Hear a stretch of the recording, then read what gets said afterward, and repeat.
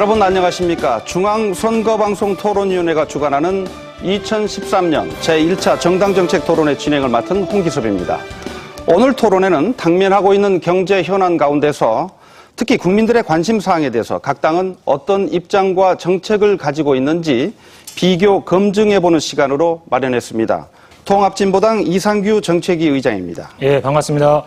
네, 그리고 최근 경제 민주화 관련된 정책을 어떻게 추진할 것인지를 둘러싸고 여당과 야당, 대기업과 중소기업, 그리고 또 기업과 노동계 등 이해 집단 간에 다양한 의견이 표출되면서 갈등 양상까지 빚고 있습니다. 현재 열리고 있는 6월 임시국회에서도 관련 법안들이 어떻게 처리될지 최대 관심사가 되고 있는데요. 경제 민주화 관련 정책에 대한 각 당의 입장과 추진 방향은 무엇인지 말씀해 주시기 바랍니다. 예, 재벌 체제를 그냥 두고 경제 민주화가 과연 가능할까요?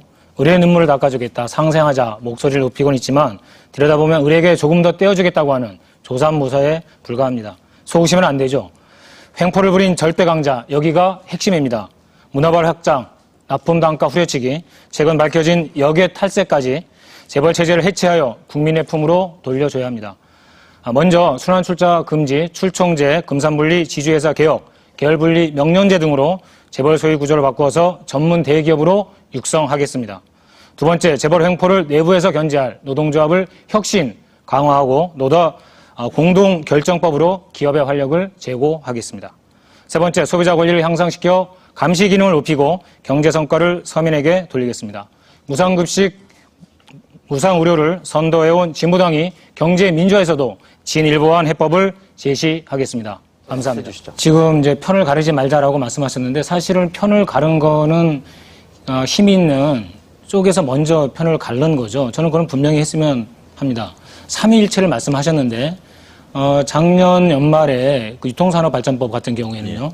원래 상인들의 요구는 9시에서 9시까지 규제하자 그런 거였죠. 그런데 이게 직영위에서 통과되는 과정에서 10시부터 10시로 줄어들었습니다. 근데 대통령 후보 한마디에 이게 무산돼 버렸어요. 그래서 12시로 원래하고 똑같이 사실은 돼버리고 아침 시간만 조금 줄어들었습니다.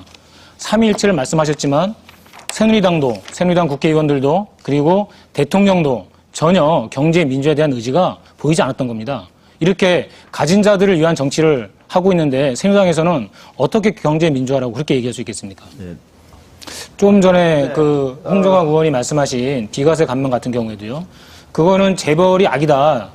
거기서 출발한 게 아닙니다. 비과세 감면이 워낙 무분별하게 남발됐습니다. 30조가 넘습니다. 예? 지금 그와 유사한 것까지 치면 50조가 넘는다고 하는 그런 분석까지 나와 있는데요. 근데 명백하게 재벌에게 돌아가는 비과세 감면도 5조가 넘는다. 근데 이것을 해결하자는 것이 왜 편가르기입니까? 저는 새누리당에서 이런 식의 그 관점을 갖고 있다고 하면 경제 민주화 분명히 좌초할 수밖에 없다. 원래 홍정학 의원께 통합진보당 이상규 의원 말씀해 주세요. 질문을 드리고 싶은 게 있었는데 시간이 다 돼서 그건 좀 다음 기회로 넘기기로 하고요. 박근혜 대통령이 후보 시절에도 경제 민주화에 대해서 화두를 꺼냈고 또 주요하게 이끌어갔습니다. 그게 지금까지 이어져 왔다고 하는 점에 대해서는 평가를 합니다. 근데 문제는 예를 들면 이제 순환 출자 금지 같은 경우도 기존의 순환 출자는 그냥 두자, 새로운 신규만 금지하자, 지금 이렇게 얘기를 하고 있는데요. 이건 뭐냐면 기존의 대기업, 대재벌들은 기득권을 제대로 확실하게 보장해 주라고 하는 것에 다름 아닙니다. 얼마나 어처구니가 없는 일입니까? 저는 이런 것을 봤을 때 이게 그냥 신용만 하는 경제 민주화가 아니라 오히려 경제 민주화를 거꾸로 돌려가는 것이 아닌가 하는 우려를 금할 수가 없습니다. 아까 유통산업발전법도 이야기를 했지만 오히려 지금에서는 이미 터져나오는 가불관계, 조세피난처, 그다음에 심지어 전두환 씨의 그 은닉재산까지 이런 문제 해결하기 위해서 보다 경제 민주화를 진보적 목소리에서 그리고 서민들의 목소리를 기울일 필요가 있다고 생각을 합니다. 두 번째 토론 주제는 최근 사회적인 문제로 대두되고 있는 가불관계입니다. 많은 분들이 질문 공모에 응해 주셨는데요. 불평등한 가불관계를 근본적으로 개선하기 위해서 어떤 대책을 갖고 계신지 말씀해 주시기 바랍니다. 을이 죽음으로 호소를 하고 있습니다. 얼마나 쌓였으면 목숨까지 내던지겠습니까? 갑의 횡포를 부리지 못하게 을의 힘을 키우는 것, 이것이 가장 중요합니다. 상인 기본법을 만들어서 시장 상인들, 대리점, 가맹점주, 중소기업 협회에게 대기업 본사와 공평한 권한을 부여해야 합니다. 징벌적 손해배상제 표준계약서 의무화 아무리 법제화한다고 해도 힘이 없으면 소용이 없죠. 물량 밀어내기, 각종 비용 전가, 과다한 위약금, 가짜 매출 강요, 내부의 힘으로 물리치도록 하겠습니다. 납품단가 물가 연동제, 원화청 이윤 공유제로 중소기업에 활력을 불어넣겠습니다. 가불관계에서 빠지지 말아야 할 영역, 바로 비정규 노동자, 여성 노동자, 특수고용 노동자, 그리고 최근 이딴 죽음으로 내몰리고 있는 복지 공무원입니다. 근로기준법에서도 금지하고 있는 노동자에 대한 이중 착취, 과다노동, 온갖 차별, 이번에는 반드시 없애겠습니다. 저는 지금 안종범 의원 이렇게 말씀하셨는데 거의 공정위원회 막는 놈 같아요. 그렇다면 지금까지 공정위원회 뭐 했습니까? 이명박 정부 시절에 뭐 했고 박근혜 정부 들어서서 뭐 했습니까?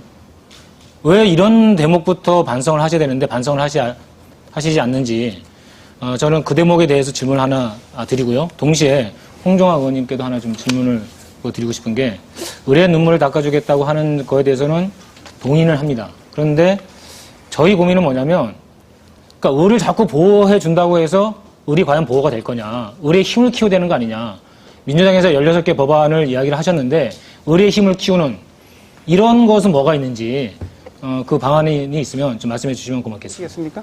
안종범 의원이 지금 얘기한 것처럼 저는 뭐 아주 새빨간 거짓말이라고 생각하지는 않습니다. 그런데 과연 실행 의지가 있는지 그리고 실제로 실현해 가고 있는지에 대해서는 의문을 가질 수밖에 없는 거죠. 지금 돌아가는 상황이 실제 그렇습니다. 그리고 김재남 의원도 질타를 했지만 뭐 실태 조사하겠다 3일째 이건 한가한 이야기일 수밖에 없는 거죠.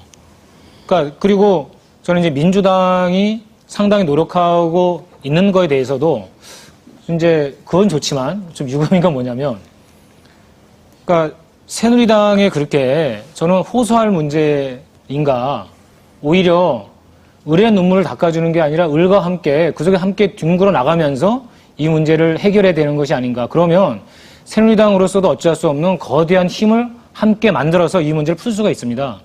새누리당만 바라보는 이런 정치를 이제 그만둬야만 이 경제 문제, 가불의 문제도 해결되는 것이 아닌가. 여기 지금 제가 갖고 있는 이 사례 중에 하나가 이런 게 있는데요. 유명 백화점의 유명 화장품에 근무하는 분입니다. 임신을 해갖고 병가를 요청했는데 병가를 거부했어요. 결국 일하다가 양수가 터져서 병원에 실려가는데 관리자가 전화를 합니다. 다음 기다리는 분 어떻게 할 거냐. 이게 지금 현실이에요. 저는 그런 면에 있어서 야당이 보다 힘을 합할 뿐만 아니라 새누리당도 국민에게 약속한 거, 국민 통합이라고 이야기한 거 절대로 한 발자국도 움직이지 말고 제대로 실현했으면 좋겠다. 황우여 대표 얼마 전에 그 얘기했습니다. 선우차 완급 조절해야 된다고. 결국 속도 조절론이죠. 안종범 의원과 다른 이야기가 새누리당 내에서 터져나오는 새누리당 내부부터 정리 잘 하시길 바랍니다. 세 번째 토론 주제는 최근에 쟁점으로 급부상하고 있는 통상임금입니다. 통상임금과 관련된 문제와 해결 방안에 대해 말씀해 주십시오. 예, 통상임금 문제 순리대로 풀어나가야 합니다.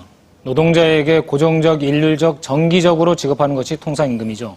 통상임금을 회피하려고 수당 만들고 상여금 만든 다음에 기본급을 확 낮춰버린 꼼수를 쓴 겁니다. 보수 언론에서 연봉 7, 8천이라고 귀족이라고 공격하는 현대차 노동자의 경우 실제 기본급은 연 1,800만 원에 불과합니다. 전체 임금에서 기본급이 29%, 통상임금이 36%로 역전되어 있습니다. 이런 편법을 세간에서는 임금 착취 또는 착복이라고 이야기를 하죠. 원래 노동자가 피땀 흘려 일한 대가 수십 년 동안 빼앗겼는데 이제는 되돌려 주자는 겁니다. 대통령은 대법원의 판결을 존중해야 합니다.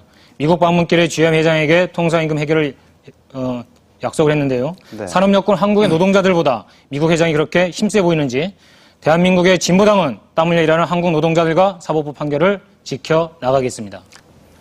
예, 통상임금 문제도 역시 새누리당만 빼고 나머지 야3당은 같은 그런 의견인 것 같습니다. 야3당은 순리대로 그리고 사법부를 존중하는 이런 입장인데 비해서 새누리당은 여러 가지 구실을 붙이고 있는 것이 못내 안타깝습니다. 저는 홍종학 의원에게 좀 질문을 좀 드리겠는데요. 통상임금 사실 이거는 따로 논의할 것 없이 사법부에서 그냥 하면은 되는 거라고 보거든요. 그런데도 불구하고 좀 전에 안종범 의원도 얘기한 것처럼 뭐 이제 과연 이게 이제 임금 체계가 어떻고 저임금이 어떻고 이런 얘기를 쭉 합니다. 저는 저임금 문제는 저임금 노동자들을 위해서 임금 인상하면 된다고 생각하고 최저임금 올리면 된다고 생각하는데 이 문제에 대해서 민주당 어떻게 생각하시는지 듣고 싶습니다. 제가 다시 한번 좀 말씀드리겠는데요. 임금 체계가 복잡한 건 사실입니다. 근데 왜 복잡해졌습니까? 통상임금 제대로 안 주려고 그렇게 한 거 아닙니까? 노동자들이 일을 했는데 일하는 만큼의 대가를 안 주고 꼼수를 써갖고 자기 이익만 착복하려고 그래서 임금 체계를 복잡하게 만들어버린 거예요. 가진 사람들이, 기업가들이. 그래서 약자인 노동자들이 우리가 일한 대가를 정당하게 달라 이렇게 소송을 한 거라고 여러 번 얘기하는 거 아닙니까? 그런데 임금 체계가 복잡하니까 실태를 더 알아보자. 만약에요. 미국에 가서 박근혜 대통령께서 GM 회장에게 그렇게 약속만 안 했으면은 이거를 그냥 대법원 판결대로 그냥 다 따르면 됩니다. 그러면 밀린 임금 다 받아낼 수 있는 거예요. 제가 보기에는 아까 안종범 의원께서 새누리당은 재벌 편 들지 않는다라고 말씀하셨는데 정확하게는 미국 편 드는 거죠. 미국 회장 한마디에 대통령까지 사법부 판단을 이렇게 무시할 수 있습니까? 제가 볼 땐 이해가 안 갑니다. 대한민국의 대통령인지 대한민국 국민, 대한민국 노동자를 위해 줘야 되는 거 아닙니까? 그러니까 노사정위원회에서 해결해야 된다고 하는 것도 뭐 당연히 말이 안 될 뿐만 아니라 정부의 책임도 상당히 있습니다. 대법원 판결이 여러 차례 나왔고요. 근로기준법을 있는 그대로 해석을 하면은 일률적, 고정적, 정기적으로 지급하는 것은 명칭여에 상관없이 전부 다 통상임금이 되는 겁니다. 그런데도 불구하고 노동부의 지침에 따라서 사업가들은 이렇게 얘기합니다. 기업가들이. 노동부 지침을 따랐을 뿐이다. 그러니까 노동부 지침이 잘못됐다라고 얘기하는 거거든요. 안종범 의원께서는 그렇게도 행정부의 역할이 중요하다고 얘기를 하셨지만 결국은 공정위 그리고 노동부 제대로 공정한 거래 관리하지 못했고 노동자를 위한 그런 행정 활동을 하지 못했던 겁니다. 저는 그 점에 대해서 새누리당이 좀 반성하고 좀 새롭게 해야 되는 것이 아닌가 다시 한번 촉구합니다. 다음 주제로 넘어가도록 하겠습니다. 최근에 모든 국민들이 경제가 참 어렵다고들 이런 말씀 많이 하는데요. 이번에는 경제 활성화 해법에 대한 토론을 시작하겠습니다. 제가 먼저 공통 질문을 드리도록 하겠습니다. 우리나라는 지난해 3분기부터 올해 1분기까지 3분기 연속 1%대의 저성장을 보이고 있고요. OECD는 지난달 말 우리나라의 금년 경제 성장률 전망치를 2.6%로 하향 조정하여 발표했습니다. 이러한 장기적인 저성장 현상은 외환 위기와 금융 위기를 제외하면 사상 초유의 상황인데요. 각 당에서는 이와 같은 위기를 극복하고 경제를 활성화하기 위해서 어떤 방향의 정책과 해법을 갖고 있는지 말씀해 주시기 바랍니다. 일본의 아베노믹스, 미국의 재정 절벽, 세계 경제가 어렵습니다. 수출 중심의 한국 경제가 휘청거릴 수밖에 없는 이유죠. 해결책은 서민 소득 증대입니다. 서민들 호주머니가 두둑해야 내수 경기가 살아나고 중소기업의 기반도 활성화될 수 있습니다. 우선 최소한의 소득을 보장해야 합니다. 바로 최저임금 문제인데요. 한 끼 밥도 못 먹는 최저임금, 올해는 5,910원으로 올려야 합니다. 그리고 향후에 노동자 평균 임금의 50%까지 올리는 것이 필요하죠. 대학 나오지 않고 기술만 있어도 먹고 사는 사회 한번 만들어 봅시다. 두 번째, 사회적 소득 보장입니다. 사회보장 재원은 공평과세를 통해 마련할 수 있습니다. 조세 피난처로 880조가 새어나갔습니다. 무자료 거래도 잡아야 되겠지만 알짜배기는 재벌과 권력자들의 탈세, 검은 돈입니다. 마지막으로 일자리 창출입니다. 노동시간 단축으로 일자리 나누기, 공공부문 일자리 선도, 통일경제, 신성장 동력으로 블루오션 개척해 나가겠습니다. 이상규 의원. 정책 관련해서 구체적인 사례를 하나 좀 말씀을 드리자면 지난 추경 예산을 들 수가 있습니다. 17조 3천억 원이었는데요. 17조 3천억 원을 푸는 게 아닙니다. 그중에 12조는 작년에 세입 추계를 잘못해갖고 그 손실을 메꾸는 거였습니다. 실제 푸는 거는 5조 3천억에 불과하죠.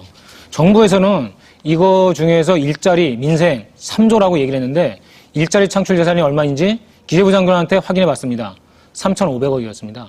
3,500억 중에서 직접 일자리 창출에 들어가는 예산은 1,300억이 지나지 않았습니다. 이게 도대체 뭡니까? 그러니까 간단한 숫자 노름으로 국민들을 오히려 현혹하고 정말 필요한 일자리 창출 하나도 하지 않았다는 거죠. 경제 활성화? 아니, 소득 증대? 전혀 상관없이 예산을, 추경 예산을 책정한 겁니다. 저는 지금 박근혜 정부가 어떤 생각으로 이 대한민국 경제를 이끌어갈지 창조경제 세간에서 가장 알쏭달쏭 알 수 없는 것 3개 중에 첫 번째로 다 꼽습니다.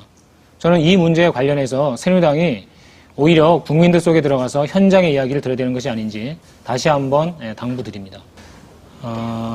이게 이제 올 4월 부동산 대책, 작년 9월, 그 다음에 또 그 전에 3월 대책 다 똑같습니다. 취득세, 그 다음에 양도소득세 이거를 좀 감면해 주자라고 하는 건데요. 비과세 감면이 지금 이야기되고 있는 마당에 이런 그 땜질식 처방을 계속 내놓는 거 정말 안타깝고요. 이명박 정부 시절의 그 행정안정부에서 조사한 거에 의해도 이런 그 취득세나 또는 소득세를 일시 감면해 준다고 해서 거래 활성화되지 않는다라고 하는 것이 분명히 밝혀졌습니다. 그런데도 불구하고 제 땅 삼탕한다. 그러니까 이거는 결국 그 경제에 대해서, 실물 경제에 대해서 잘 알지 못하는 상황에서 집값을 계속 유지하려고 하는 그런 정책 아니냐. 그러니까 오히려 서민들에게는 전혀 동떨어진 이런 정책이 되는 거죠.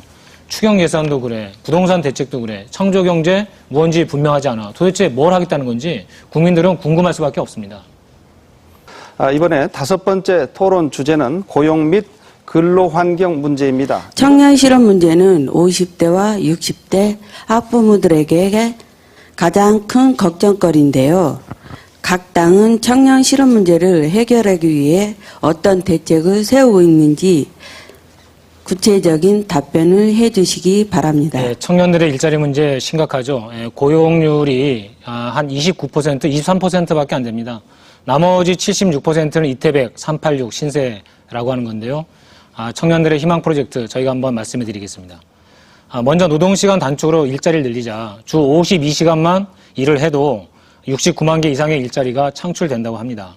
두 번째는 공공부문에서 선도하자는 겁니다. 동별로 국공립 어린이집, 그리고 보건지소, 그리고 마을, 도서관 이런 걸 대대적으로 늘리고 지역 주민과 청년들을 우선 채용하는 이런 방식으로 일자리도 해결하고 복지도 해결하자는 겁니다. 세 번째, 블루버드, 동해안기전, 시젠 이런 중견기업이 그야말로 히든 챔피언입니다. 이런 중견기업을 양성해서 청년들이 일할 수 있도록 하자. 마지막으로는 통일경제입니다. 남북협력공사를 만들어서 마그네 사이트, 철광석 등 북의 풍부한 지하자원, 서해 유전 발굴하고 교통 허브 구축해서 일자리를 창출하겠습니다. 좀 추가해서 말씀을 좀 드리자면요. 안종범 의원이 이야기한 그 시간제 일자리, 이제 대통령께서 공약하신 거 아닙니까? 그리고 이제 추진하겠다고 발표를 하셨는데, 일자리를 늘리겠다고 하는 측면에서는 긍정성이 있을 수 있습니다. 근데 시간제 일자리가 괜찮은 일자리가 되려면 사실은 선행돼야 되는 것이 대한민국의 비정규직 문제가 다 해결돼야 되는 거죠. 대한민국 비정규직 문제 해결하지도 못하면서 시간제 일자리를 괜찮은 일자리로 하겠다. 아시겠지만은 최근에 복지 공무원들이 잇따라 죽어가고 있습니다. 무려 돌아가신 분들이 10명이 넘고 있는데요. 공무원 사회도 심각합니다. 그러니까 비정규직만 심각한 게 아니라 철밥통이라고 흔히 얘기하는 공무원들도 반드시 그렇지만은 않다. 죽어가는 분들이 계속 나오고 있는 그런 정도라고 하는 거죠. 이 문제가 서구에서처럼 그렇게 실현이 되려면 먼저 해결돼야 되는 것이 좀 전에 얘기한 비정규직의 처우 개선 문제, 그 다음에 노동조합의 힘이 강화가 돼야 됩니다. 이 모든 걸 어떻게 다 정부가 일일이 개입하겠습니까? 노동조합이 제대로 꾸려져서 노동조합의 권한이 오히려 더 많이 강화돼서 자율적으로 해결할 수 있는 이런 방향으로 가야 된다고 하는 거죠. 저는 청년 실업 문제를 놓고 이야기할 때 지금 이제 청년 고용 그 특별법 이게 원래 2003년부터 논의가 돼서 2004년도에 그 특별법으로 그 제정이 된 거죠. 그러니까 저는 이 참여정부 시절부터 그 신자유주의 세계화를 적극적으로 받아들인 결과 결국 한국 사회의 비정규직 문제, 청년 실업 문제가 구조화되었다. 이런 측면에서 민주당도 자유로울 수 없다고 생각합니다. 아까 몇 가지 방안을 말씀하셨지만 사실 별로 이렇게 와닿는 그렇지는 않거든요. 작년에 그 학교 비정규직 만여 명이 연말에 대량 해고가 됐어요. 그 보건복지 업무를 담당하고 있는 방문 건강사업 하는 분들 무더기로 해고가 됐거든요. 그러니까 정부 지침이 발표된 다음에 박근혜 대통령이 공공부문에서 비정규직 정규직 하겠다 이렇게 말씀하신 다음에 이런 일이 벌어졌습니다. 박근혜 정부 전혀 통제력이 없는 겁니까? 아니죠. 정부 지침은 그전에도 2년 이상 상시 지속적 업무인 경우는 정규직 하겠다 예, 맞습니다. 그런데 그렇게 하지 않는다는 겁니다, 지금. 예, 자꾸 실태 말씀하시는데 이미 이런 실태가 전국 곳곳에서 벌어지고 있습니다. 아니, 이걸 그냥 두고서 시간제 근로제 이거 해야 무슨 소용이 있습니까? 저 자꾸 조삼모사 해서는 안 된다. 진정성 있게 정말 다가가야 된다. 현장으로 좀 가보셔라. 작년에요. 성인지 예산을 정부 51개 부처 중에서 17개나 성인지 예산을 편성하지 않았습니다. 여성 일자리 말씀하시는데요. 정부에서부터 반성해야 될 점 한두 가지가 아닙니다. 안종범 의원이 그렇게 말씀하신다면 정말 이번 집권 여당으로서 행정부와 제대로 이 문제 풀어나가기를 다시 한번 촉구드리고 제가 이거는 하나하나 점검해 나가도록 하겠습니다. 마지막 토론 주제는 지하경제 양성화에 관한 내용인데요. 페이퍼 컴퍼니에 대해서 여기에 대해서 궁금하오니 각 정당께서는 부유층의 재산 은닉이란지 앞으로 해외 도피의 근절 방안을 밝혀주시기를 부탁드리겠습니다. 예, 국민들은 뼈 빠지게 일하고 있는데 권력층에서는 IMF 위기 과정에서도 880조나 되는 돈을 빼돌렸습니다. 부유층의 부도덕한 모습 그대로 드러난 것이죠. 부정축제, 재산 은닉을 근절할 방법 사실 간단합니다. 금융실명제 있는 그대로 실시하면 됩니다. 오히려 법원에서 차명제를 인정해 주니까 구린 돈 가진 사람 너나 할 것 없이 차명계좌 만들어서 재산 은닉해왔던 겁니다. 대표적으로는 29만 원 전두환 씨이죠. 다음으로는 해외 재산 도피를 막기 위해 저희들은 이미 역외탈세 방지법을 발의를 했습니다. 역외탈세의 주요 수단인 주식 지분이 현행법에서는 신고 대상에서 빠져 있었는데요. 해외에 있는 주식, 부동산, 미술품, 보석류까지 모두 신고하도록 개정안을 만들었습니다. 김재현 의원의 이 개정안에 새누리당, 민주당, 진보정의당 의원들까지 함께 주었는데 감사를 드리고요. 부유층의 검은 돈 차제에 반드시 뿌리 뽑도록 하겠습니다. 간단한 질문 하나 좀 드리겠는데요. 아까 저 가계공약부 135조 거기서 이제 지하 경제 양성화에서 27조를 마련한다라고 했을 때 그 역외탈세 방지로 추가로 걷어들이는 그 재원이 혹시 포함이 된 겁니까? 포함이 안 된 겁니까? 그러니까 지금까지 역외탈세 부분에 대해서는 지하 경제로 분류하지 못했다는 거 아닙니까? 그러니까 현실에 있어서는 그거를 재원 포착으로 생각을 못했다는 거 아닙니까? 네. 저는 이 대목이야말로 지금 그 박근혜 정부 또는 이명박 정부부터 이어져 오는 그러니까 부자들에게는 감세를 해주면서 재원 마련에 있어서 국가 채무만 늘려온 그래서 지금 국가재정 건전성이 상당히 심각하게 위협당하고 있는 이 문제에 대해서 얼마나 무책임한가를 그대로 드러내주는 이런 좀 구체적인 사례라고 얘기할 수 있을 겁니다. 저는 FIU에 대한 이 국세청의 열람건을 놓고 봐도 지금 새누리당에서 발의한 법안은 CTR 고액 현금 흐름에 대해서만 접근하도록 그렇게 돼 있지 않습니까? 근데 이거를 STR까지 혐의 결액까지 전부 다 확대하는 것이 오히려 맞는 거 아닙니까? 그렇게 돼 있습니다, 지금. 그러니까 현재 이 포지티브 시스템을 네거티브 시스템으로 바꿔야 된다고 보는데. CTR, STR 다 하는 걸로 돼 있습니다. 다 하는 걸로 돼 있습니까? 예. 새 정부 들어서서 초기에 지하경제 양성화로 얘기됐던 것이 무자료 거래 또는 가짜 석유 발굴 뭐 이런 거였습니다. 한 1, 2조 원 정도 되는 이제 그런 정도인데 오히려 역외탈세 같은 것 큰 덩어리가 있습니다. 또 하나 말씀을 드리면 이번에 터진 원전 비리. 원전의 1년 매출이 19조나 됩니다. 여기에 복마장 같이 얽히고 설켜 있는 것들 차제에 전부 다 해결해야 된다. 그리고 원전 중심에서 탈핵으로 나가서 이 차세대 에너지, 지속 가능한 에너지로 발전시켜가는 이것은 에너지 정책에서도 그렇고 탈세 문제 재원 확보에서도 그렇고 그다음에 일자리 창출에서도 상당히 도움되는 이런 대목이 아닐까라고 하는 것을 좀 말씀을 드리고요. 저희가 당론으로 숨은 재원 찾기 한 10가지를 발굴해낸 게 있습니다. 그냥 간단하게 그냥 제목만 몇 가지 좀 말씀을 드려볼까 합니다. 공무원 급여 보조비가 있습니다. 지금까지 세금 과세하지 않았는데 과세하자. 종교인 소득세 과세하자. 금괴 아까도 얘기가 나왔죠. 양도 차익 과세해야 된다. 강원랜드 칩 거기는 왜 과세하지 않느냐. 거기도 과세하자.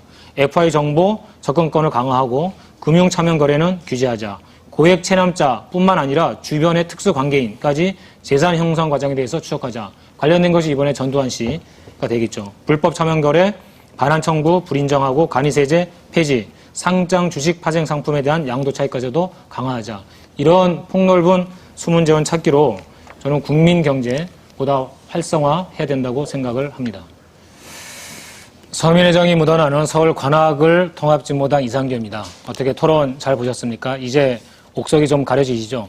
누가 노동자, 농어민, 도시서민과 함께하는지, 누가 여성, 장애인 등 사회적 약자와 함께하는지, 일자리 창출, 그리고 한국 경제의 새로운 도약, 누가 만들어낼지 판단이 섰을 것입니다. 누구나 땀 흘려 열심히 일하고 일한 만큼의 대가를 받을 수 있는 차별 없는 세상, 비정규직 없는 세상, 진보당이 만들어 가겠습니다. 무상급식, 무상의료, 원조 정당인 진보정당이 서민들의 정직한 꿈 실현해 나가도록 하겠습니다. 대한민국의 당당한 진보, 대한민국의 미래를 책임지겠습니다. 감사합니다.